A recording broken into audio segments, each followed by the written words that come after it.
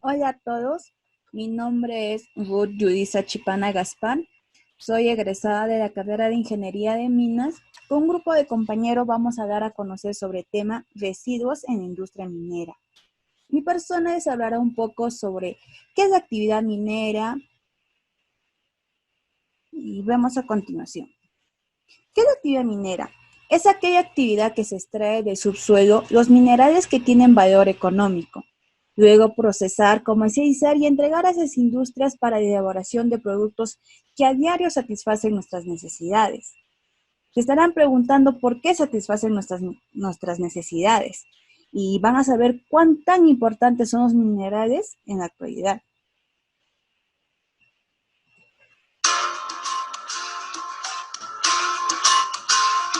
Hola, quiero contarte sobre la minería, cómo funciona, qué usos tiene y por qué es importante para nuestra vida. La minería se ocupa de encontrar, extraer y procesar los minerales para que otras empresas y personas fabriquen con ellos los productos que usamos todos los días, como las herramientas de trabajo, el televisor y el teléfono celular. La minería inicia con... Como se dieron cuenta, el video, qué tan importante son los minerales para la fabricación. Cuando nosotros llegamos a casa, queremos un poco de relajarnos, prendemos la televisión, nuestras radios, no podemos escuchar músicas y todos tenemos un celular. ¿Y sabían que nuestros celulares están fabricados con más de 200 minerales? Como pueden visualizar en esta imagen, nuestra pantalla está hecha con el mercurio, nuestras baterías con ion litio.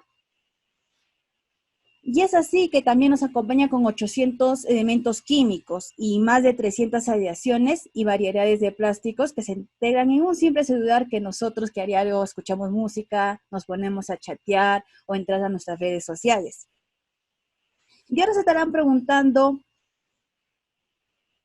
asimismo, la minería aporta un 14% del PBI nacional. Y asimismo, como toda empresa minera, paga su impuesto a la renta al Estado. Y el cual el 50% es del canon minero, que todo titular minero paga por el aprovechamiento de los recursos minerales, tanto en minería metálica y minería no metálica. Y eso se proporciona a los gobiernos locales y regionales. Y se preguntarán, ¿qué se hace dentro de una mina? ¿O cuáles son las actividades? ¿Cuáles son las actividades de la minería? Tenemos 6 actividades, con cuál inicia el cateo y prospección, que es la etapa que buscan zonas en las que presumen o que puede existir minerales que puedan ser valiosos. Después de esa etapa pasamos a la exploración, que se encargan los geólogos, ingenieros geólogos, en demostrar las dimensiones o la posición o características de la veta, de la mina, si es manto. Y luego de esa actividad ya empezamos a la etapa de explotación. Es muy importante esta etapa, ya que en esa etapa se extraen los minerales que contienen el yacimiento y que son valiosos para la economía. Las otras 3 etapas restantes es el beneficio. Después de extraer, llevamos, se llama, a la planta concentradora para poder extraer ese valioso mineral, donde pasamos a fundir, purificar o refinar los metales. Luego pasamos a la comercialización, que consiste en la venta de los minerales. Y por último de la etapa es el cierre de minas. Y el cierre de minas es cuando ya toda mina tiene un ciclo de vida. Un ejemplo, la mina Violeta tiene 25 años. Pasadas o transcurridas esos 25 de años, la mina ya se ha extraído todos los minerales valiosos. Los ingenieros y el mismo dueño de la mina tiene que ser una etapa de cierre para dejar igual o mejor como encontraron el lugar donde se ha explotado.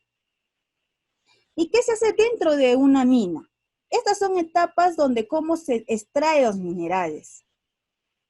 Tenemos el ciclo de minado. Iniciamos con la perforación. La perforación, por el apoyo de una máquina, perforamos el macizo rocoso. Después de perforar, introducimos, puede ser dinamita o explosivos como anfo, para poder llegar al ciclo de lavadura. Después de haber bollado o explotar el macizo rocoso, se procede, la otra etapa del ciclo es la ventilación. El área para poder extraer los minerales tiene que estar ventilada, ya que al momento se libera polvos, gases que puede ser dañino para la persona. Por eso se tiene que realizar la ventilación. Después se realiza el desate y limpieza. Se encarga a unas personas con una barretilla al macizo rocoso hacer caer algunas rocas que no se han podido extraer de la bolladura. Luego se continúa con el carguillo y acarreo. Con una máquina se carga para poder transportar los minerales a la planta y otros al botadero. A la planta se van las rocas, los minerales valiosos, y la otra es la ganga, que son rocas que no tienen un valor económico. Y luego se procede al sostenimiento, ya para poder evitar algún accidente. Se puede realizar el sostenimiento para evitar las caídas de roca. Esto es el ciclo que se hace dentro de una mina. Espero que les haya gustado y de paso a mi otra compañera. La concentración de minerales. Hola, mi nombre es Stephanie. Hoy vamos a hablar todo lo que son de la concentración de minerales. Entonces, dentro de la concentración de minerales es un proceso muy selectivo donde se usa para llevar a cabo la separación específica de minerales, complejos tanto como puede ser plomo zinc, cobre zinc, entre otros. Entonces, en este campo vamos a ver todo lo que es flotación, que está extendido para incluir los minerales óxidos de los no metálicos, incluyendo el carbono fino.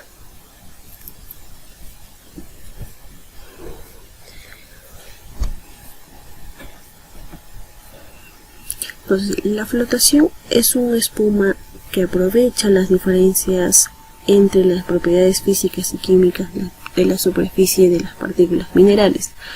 Después del tratamiento, correctivos de diferentes de las propiedades superficiales de los minerales que contienen la pulpa, la flotación, una burbuja en el aire que debe unir la partícula de mineral y elevarla hasta la superficie del agua.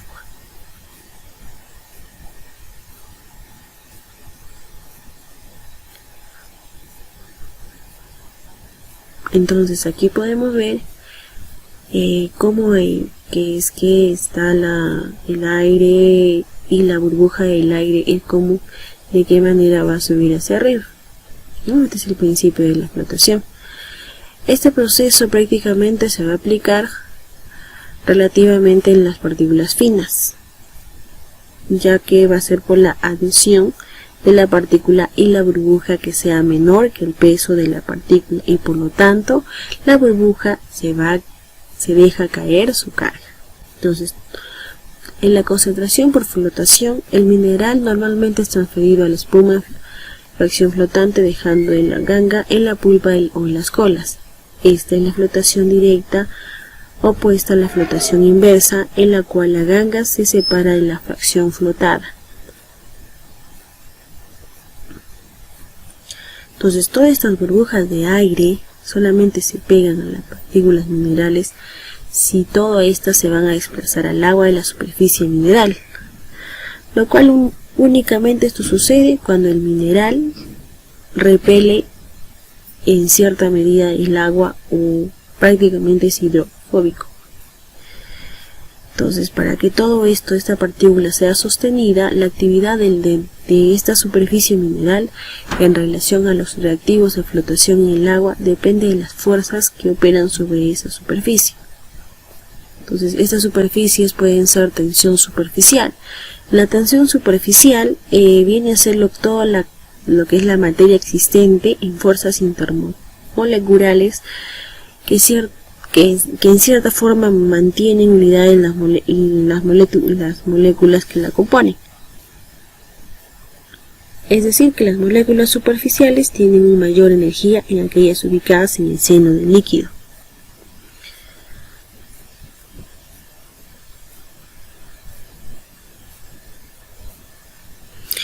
Dentro de lo que es la absorción, puede definirse como la concentración de una entidad química en una interfase. Generalmente se expresa en moles o moléculas de absorbido por áreas de interfase.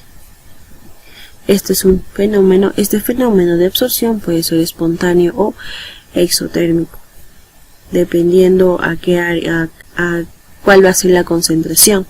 Entonces, el otro fenómeno es eléctrico en la interfase. Esta carga de los sólidos presentes en una pulpa acuosa atrae una atmósfera y iones de carga contraria.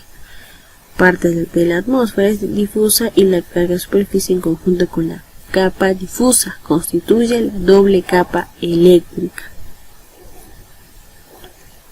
Dentro de lo que es la termodinámica y la flotación, lo que tiene que hacer es que ocurra la adhesión entre una burbuja y una partícula mineral.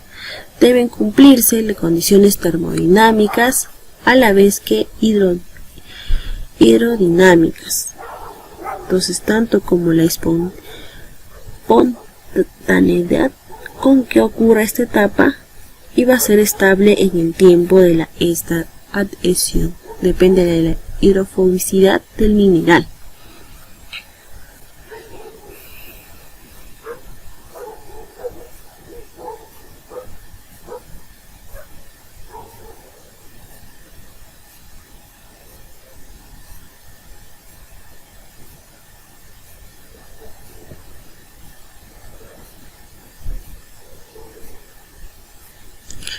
Y aquí podemos ver lo que es el ángulo con el contacto entre burbujas y partículas de un medio acuoso. Prácticamente en qué ángulos está el aire, ¿no?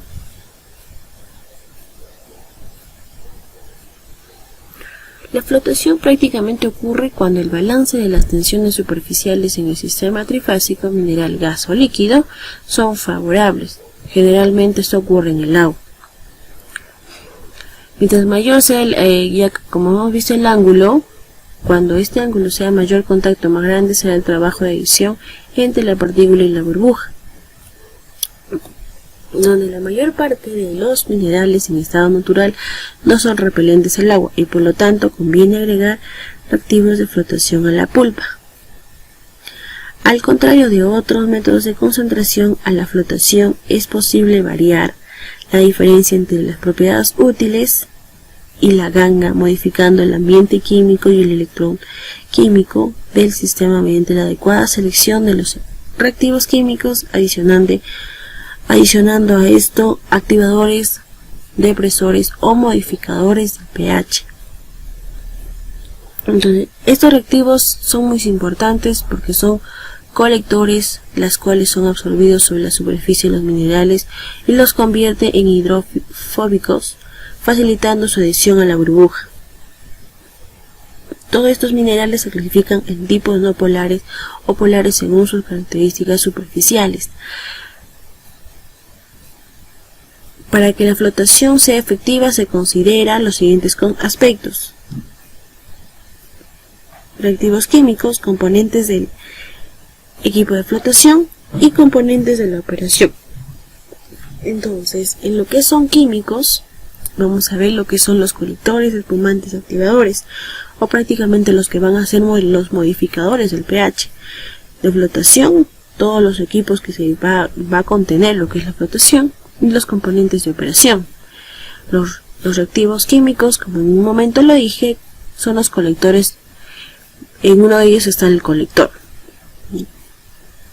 En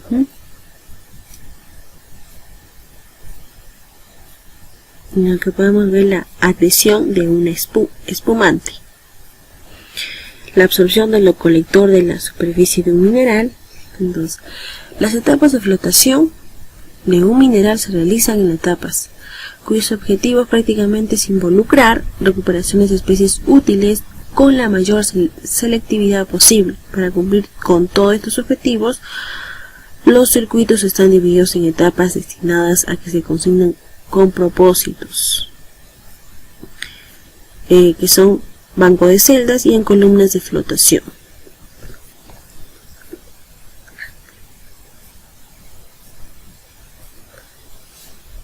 La etapa de Rauher es la etapa primaria en ella que prácticamente en las altas recuperaciones se elimina gran parte de la ganga. Al circuito de Rauher, la alimentación, lo que hace la alimentación es el proceso de flotación. Algunas oportunidades concentradas en la etapa de Scamber o con las de la etapa de Cleano.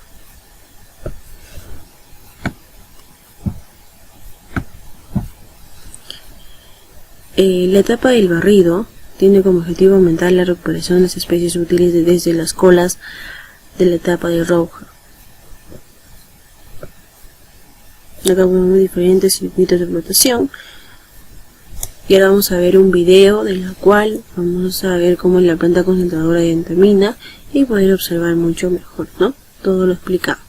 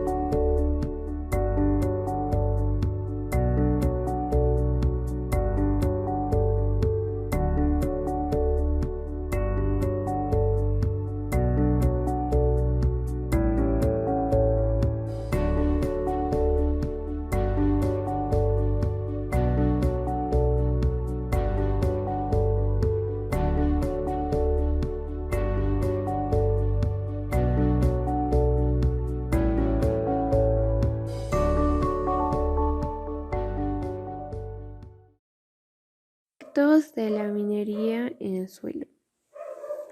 Los suelos que quedan tras una explotación minera, en la cual son todo tipo de materiales deteriorados como productos residuales de las extracciones, también las escombreras estériles, en la cual van a presentar graves problemas para el desarrollo de una cubierta vegetal, que son el principal efecto, y otro que es la degradación paisajística. Voy a explicar las características más notables en lo que es en la pérdida de la cubierta vegetal, en la cual el principal es la ausencia o baja presencia de estructura eáfica. ¿Por qué se produce? Se debe a la escasez de componentes coloidales, especialmente de los orgánicos, dada la carencia de materiales coloidales y la ausencia de actividad biológica. Las partículas quedan sueltas o forman paquetes masivos o estratificados. El otro es que las propiedades químicas en el suelo son muy anómalas. Esto quiere decir que bien los suelos de mina son medios que pueden presentar situaciones extremas en los principales parámetros químicos debido a los metales pesados. En general, se trata de sistemas que han sufrido una oxidación intensa y acelerada, lo que lleva consigo una abundante liberación de hidrógeno, en la cual hacen descender intensamente el pH del suelo, que sea menor a 3, en la cual se considera un suelo ácido.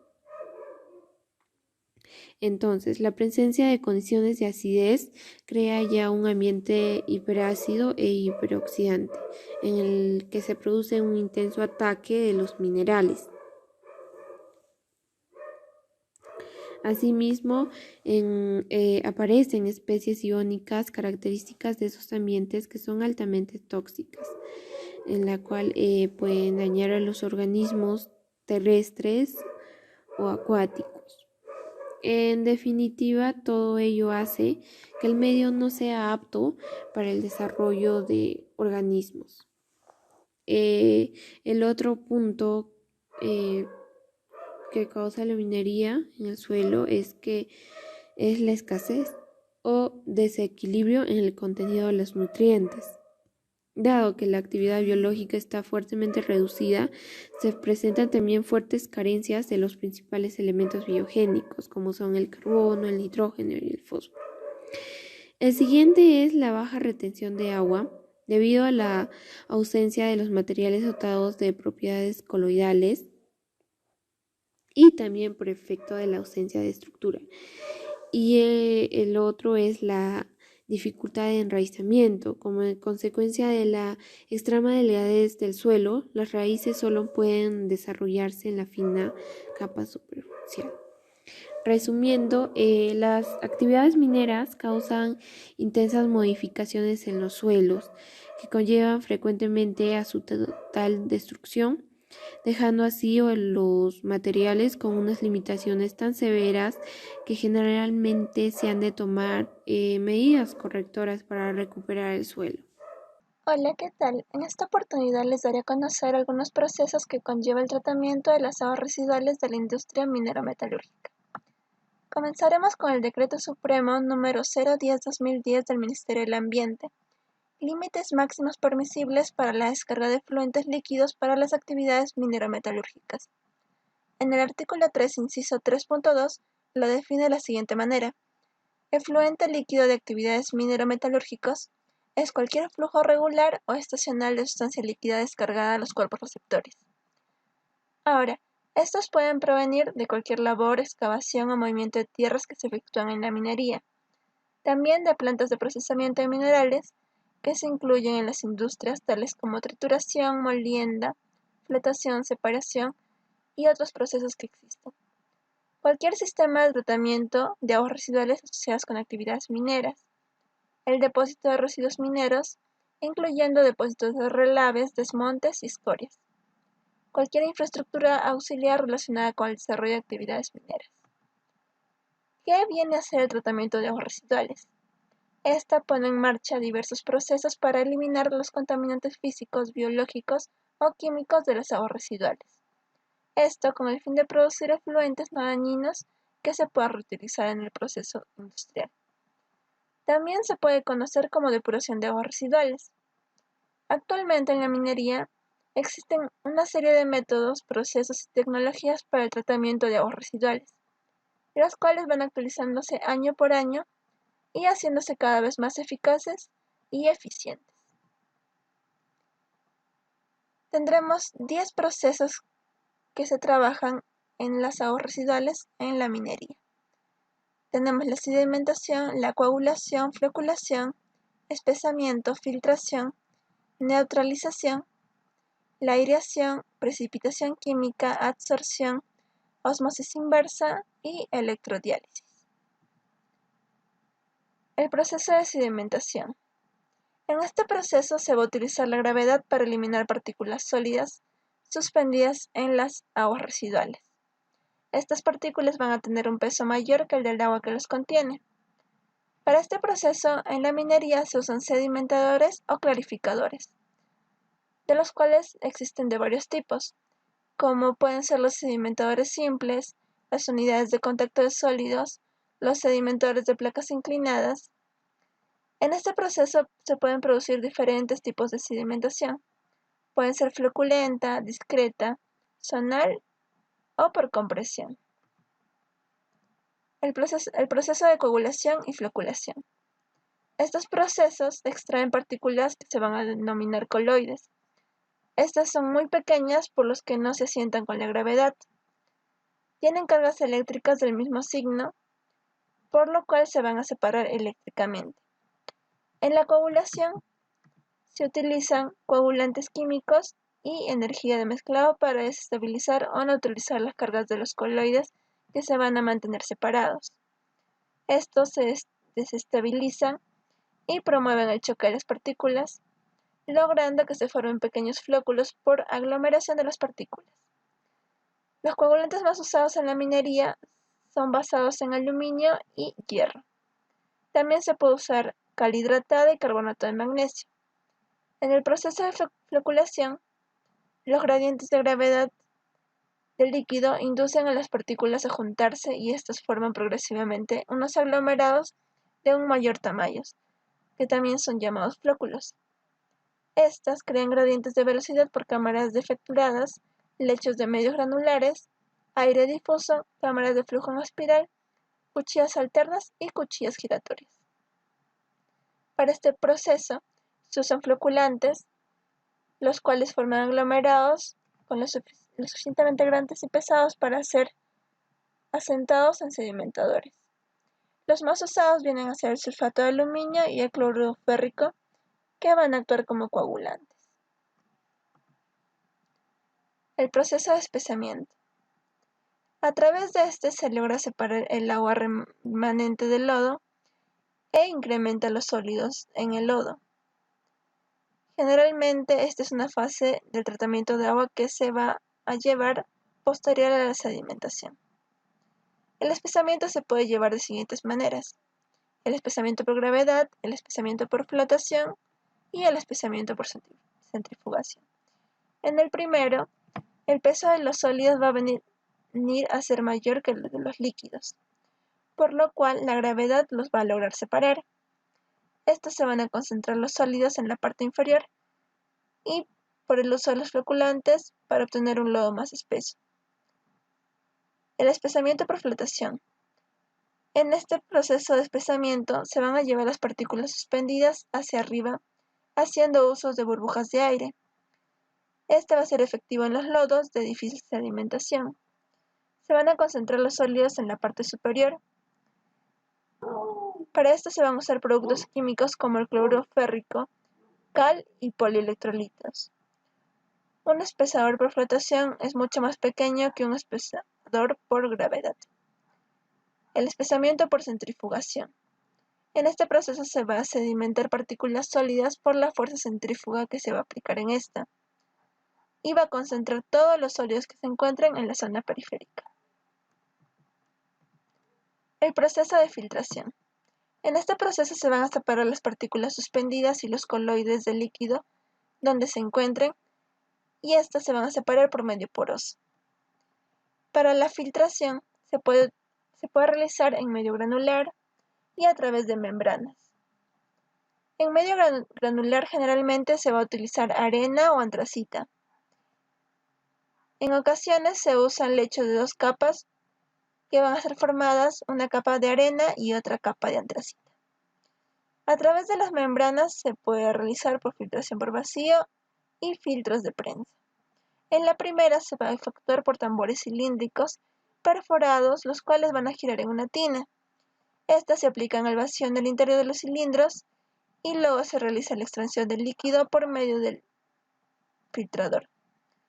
Los sólidos van a quedar en el filtro, es decir, en la membrana, y luego van a ser recolectados. En los filtros de prensa se va a trabajar a presiones de 100 a 250 libras por pulgada al cuadrado y se van a usar placas verticales que se encuentran suspendidas por marcos. El proceso de neutralización. Este va a consistir en añadir un agente alcalinizante o un ácido a las aguas residuales. Los ácidos que se usan comúnmente vienen a ser el ácido sulfúrico y el dióxido de carbono. Los agentes alcalinos más usados van a ser la cal viva, la cal hidratada, la piedra caliza, caliza en polvo, hidróxido de sodio, hidróxido de amonio. Para este procedimiento se va a ajustar el pH óptimo para que la actividad biológica siga el proceso. También se va a ajustar el pH del efluente de la depuradora y este va a precipitar metales pesados. El proceso de aireación. Este se va a poner en contacto íntimo del aire con el líquido. La aireación de las aguas residuales va a ser necesaria para proporcionar oxígeno al efluente que se quiera tratar para proporcionarle a los microorganismos un oxígeno necesario para que realicen sus procesos de transformación. También de degradación de la materia orgánica contaminante. Esta aireación va a ayudar a eliminar el CO2 que se encuentra, va a remover el ácido sulfídrico, el hierro, el manganeso, las sustancias volátiles, se van a transferir el oxígeno disuelto, este va a eliminar el gas metano, el gas cloro y el amonio. La precipitación química. En este proceso se van a convertir los elementos químicos solubles que están contaminando el agua, por lo que se convierten en sólidos suspendidos. Luego estos van a ser removidos por otros procesos ya mencionados como la sedimentación, coagulación, floculación, a partir del uso de clarificadores. Cuando el agua está contaminada con metales, esta precipitación química va a formar hidróxidos o sulfuros que van a ser poco solubles. Tenemos la precipitación como hidróxidos. En esta se va a usar agentes alcalinos como el hidróxido de calcio, más conocida como la lechada de cal, el hidróxido de sodio, más conocida como soda cáustica, el hidróxido de potasio y los demás hidróxidos de metales alcalinos. La precipitación como sulfuros. En esta, los agentes que se van a usar van a ser el ácido sulfídrico, sulfuro de bario, sulfuro de sodio. Estos van a ser eficientes en la remoción del mercurio y cromo hexavalente. El proceso de absorción. En esta se va a hacer uso de una sustancia a la cual se va a denominar absorbente. Este va a ser utilizado en el carbón activado. Otros son conocidos como arcillas activadas, óxido de magnesio, aluminio activada, hidróxido de aluminio, resinas de intercambio iónico en polvo. En la absorción viene a ser la adhesión de partículas o coloides de la superficie de un absorbente. El proceso de intercambio iónico. El intercambio de iones se va a realizar a través de unas esferas de gel que se denominan resinas de intercambio iónico, que tienen la capacidad de intercambiar iones por otros que se encuentran en la solución y van a pasar por ellos. También se usan resinas quelantes para recuperar o remover los metales. Y para esto se usan resinas aniónicas para procesos más complejos. La ósmosis inversa. Para este proceso se hace uso de presiones superiores a la osmótica, haciendo pasar el solvente a través de una membrana, como podemos ver en la imagen. Los sólidos se van a quedar atrás. En este proceso se va a ayudar las diferentes concentraciones que hay en ambos lados de la membrana utilizada. Como hemos podido observar anteriormente, esta industria minera puede generar varios impactos ambientales negativos tanto en el agua, en el suelo y en el aire. Por eso, todo proyecto o toda actividad minera tiene que hacer un estudio de impacto ambiental antes de su ejecución y antes de su operación.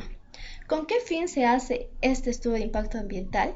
Con el objetivo de prevenir y mitigar y restaurar además los daños al ambiente. Además también se puede regular las actividades mineras para poder reducir los efectos negativos en el medio ambiente. Para verlo más claro, esta industria minera se convierte en un proyecto de inversión, ya que tiene un ciclo de vida. Y todo proyecto de inversión tiene que tener su estudio de impacto ambiental. Si tiene un estudio de impacto ambiental, este tiene que ser certificado. En este caso, si estamos hablando de minería, puede certificarse SENACE, el Servicio Nacional de Certificación Ambiental para las Inversiones Sostenibles, o también puede ser certificado por la Dirección General de Asuntos Ambientales de Minería. Estas dos autoridades, tanto como SENACE y la Dirección General, tienen que ver si este proyecto ha cumplido con los reglamentos de protección y gestión ambiental para las actividades. En este caso, si estamos hablando de las actividades de explotación, tiene que regirse al Decreto Supremo 040-2014. Y si hablamos de actividades de exploración minera, tiene que regirse al Decreto Supremo 042-2017. Este estudio ambiental, además, tiene que ser clasificado. En este caso, categoría 1 es una declaración de impacto ambiental. Categoría 2, estudio de impacto ambiental semidetallado. Categoría 3, un estudio de impacto ambiental detallado. Pero para poder clasificarla, primero tenemos que identificar nuestros impactos. ¿Qué impactos ambientales va a generar la actividad minera? ¿Y cómo vamos a poder identificar estos impactos? Podríamos desarrollar una matriz CONESA, una matriz Leopold, una matriz causa y efecto, una revisión de literatura, una revisión de imágenes satelitales. Y después de esa identificación, se pasa a la evaluación de estos impactos. ¿Y cómo podemos evaluarla? Se puede evaluar a través del método de Battelle-Columbus, a través del método de Leopold o a través del método de CONESA. Una vez evaluada, vamos a tener una vista más clara para poder clasificarlo, ya sea categoría 1, 2 o 3. Si la categorizamos como DIA, Declaración de Impacto Ambiental, quiere decir que nuestro proyecto no va a originar impactos ambientales negativos de carácter significativo. Si la categorizamos como estudio de impacto ambiental semidetallado, quiere decir que este proyecto de minería va a generar impactos ambientales moderados y cuyos efectos negativos tienen que ser o pueden ser eliminados o pueden ser minimizados. Sin embargo, si creemos que este estudio de impacto ambiental es un estudio de impacto ambiental detallado, quiere decir que nuestro proyecto de minería va a tener características de envergadura y va a tener impactos ambientales negativos significativos, tanto cuantitativa y cualitativamente. Sin embargo, este estudio de impacto ambiental también toma en cuenta todos estos impactos que se han identificado, que se han evaluado, y propone algunas estrategias de manejo ambiental, algunos planes de manejo ambiental y algunas medidas ambientales que se tienen que llevar a cabo para poder reducir los impactos que se va a generar, ya sea en la ejecución, en la operación, en la planificación de este proyecto de inversión, en este caso una minería. Realizando este estudio de impacto ambiental, se va a poder disminuir mucho estos impactos ambientales, ¿no? Entonces, todo lo negativo que hemos visto anteriormente, todos los efectos, todos los impactos negativos, se pueden evitar realizando un estudio de impacto ambiental. Tengo que dejar en claro de que este estudio de impacto ambiental se realiza antes de llevar a cabo un proyecto.